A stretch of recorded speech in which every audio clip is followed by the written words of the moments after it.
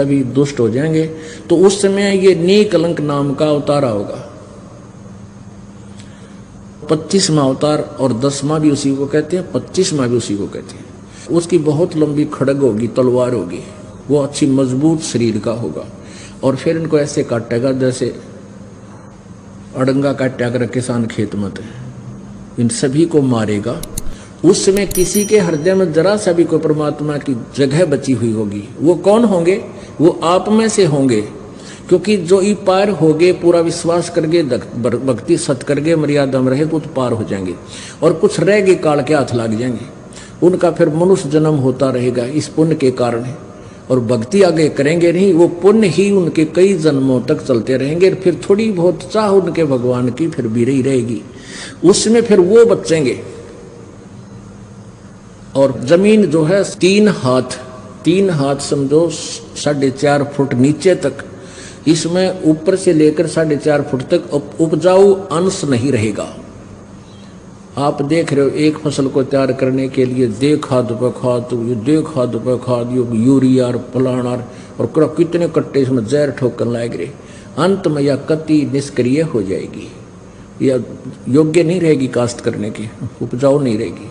तो फिर क्या होगा कि फिर बहुत जबरदस्त वर्षा होगी, पूरी पृथ्वी पर जल ही जल कई फुट खड़ा हो जाएगा और कई वर्षों में जाकर के वो धीरे धीरे सूखेगा। और नीचे जो जहर चला गया पृथ्वी में वो ऊपर आएगा, ऊपर आकर के वो ऊपरली सतह पर पृथ्वी को नीचे से फिर घास जमेगा, ऊपरली सतह पर वो विष खत्म हो जाएगा और नीचे से उपजाऊ अंश काफी वर्षों तक जब उसमें खड़ा रहने से फिर घास फूस पैदा होगा पृथ्वी पर, पेड़ पौधे हो जाएंगे हरिये पे।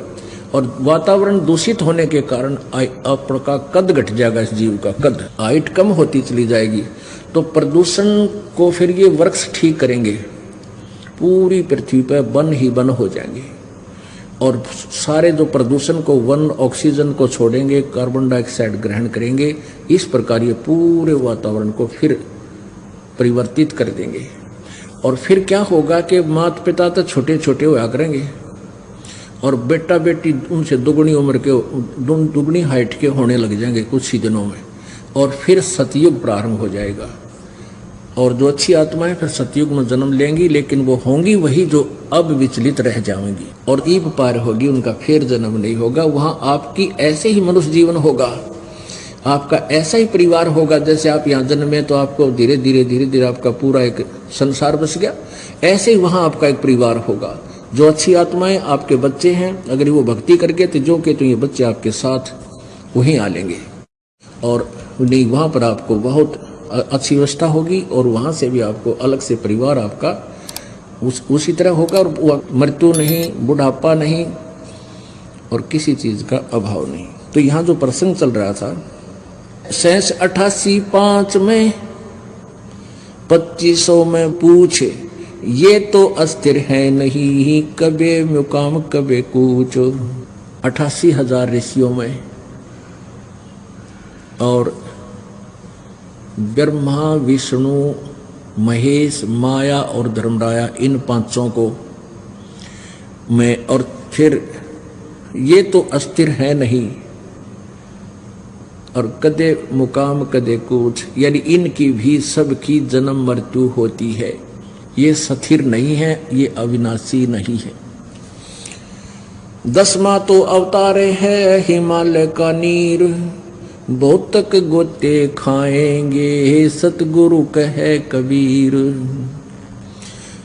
शब्द संदेशा कहते हूँ बिन बिन भेद विचार, इसको माया जानियो हो 9-10वां अवतारे। माया माने ये भी जन्म मृत्यु के अंदर माया के खिलौने हैं। 9वां और 10वें जो अवतार हैं ये भी माया ही के अंदर, काल के अंदर ही उलझ पुलझ हैं। कृष्ण कन्हैया राम हैं ये बलि 52 अवतार, हिरणा कुश नरसिंह है सब माया विस्तार। वो तो अचल अनूप है नूरी दे शरीर, वो परमात्मा और है जिसका नूरी शरीर है, तेजोमय शरीर है, तेज पुंज का शरीर है। अब हमारा शरीर है 5 तत्वों के पुंज का, पुंज माने समूह, 5 तत्वों का पुंज है और वो केवल एक नूरी तेज पुंज